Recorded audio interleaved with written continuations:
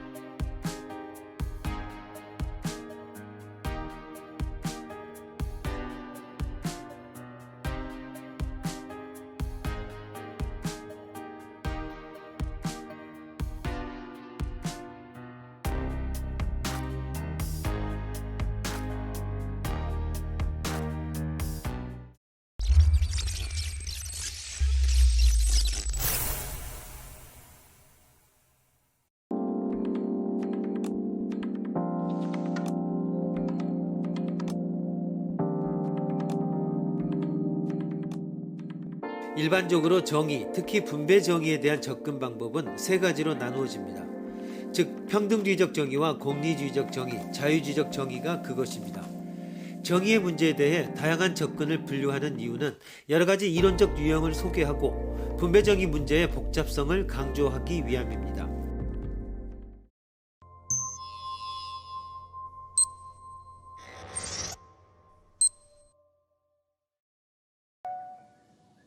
다음은 공리주의적 분배 방안이다.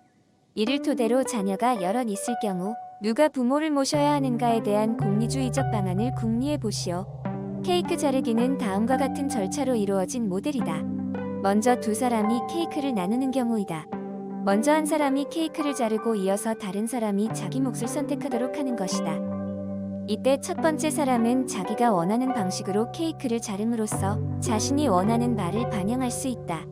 예를 들어 그가 케이크의 양보다 초콜릿과 같은 첨가물에 더 큰 가치를 둔다면 그는 상대방의 기호를 추정한 후 초콜릿과 케이크의 양을 감안하여 나눌 것이다. 반면 두 번째 사람은 상대방을 고려할 필요 없이 두 조각 중 하나를 택하면 된다. 이렇게 분배할 경우 두 사람 모두 만족할 수 있다. 세 사람이 나누어 갖는 경우에도 적용할 수 있다. 첫 번째 사람은 먼저 두 사람이 나눌 때와 마찬가지로 케이크를 마음대로 나눈다. 물론 세 조각이 만들어지도록 해야 한다. 이어서 두 번째 사람은 자신이 원하는 방식으로 초콜릿이나 여타의 첨가물을 이미 나누어진 케이크 조각 위에 배분한다. 그런 후에 마지막으로 세 번째 사람이 먼저 케이크 조각을 선택한다.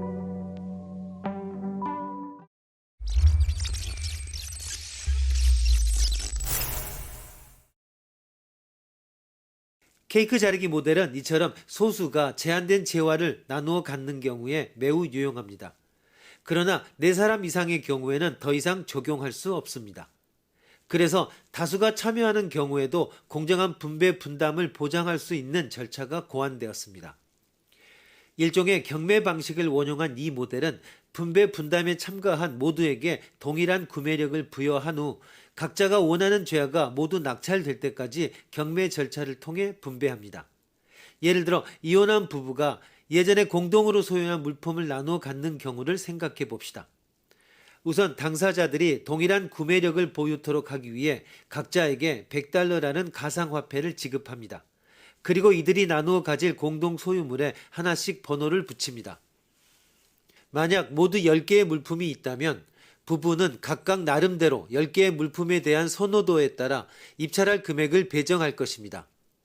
일례로 집이 입찰 대상인데 만약 남편이 집에 대해 $50의 가치를 부여하고 부인은 $40의 가치를 부여했다면 집은 남편에게 낙찰됩니다.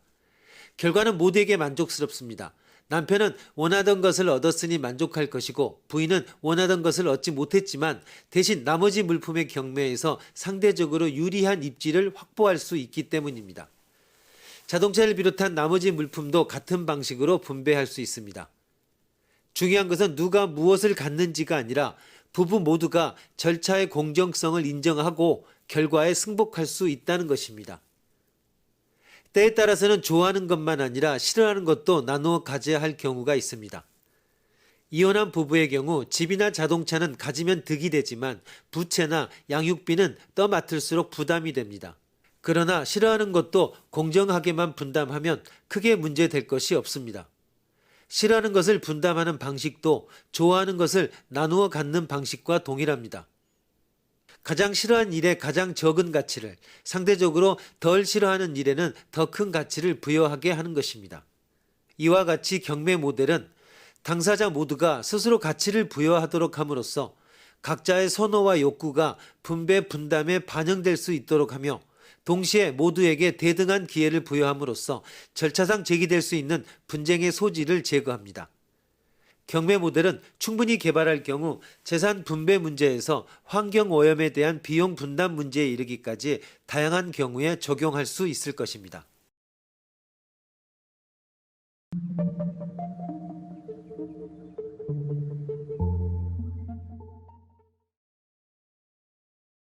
공리주의는 어떤 주어진 상황 하에서 객관적으로 옳은 행동은 전체적으로 최대의 행복을 생산해내는 것, 즉 그 행동에 의해 영향을 받는 모든 자의 행복을 고려하여 최대의 행복을 가져오는 것입니다.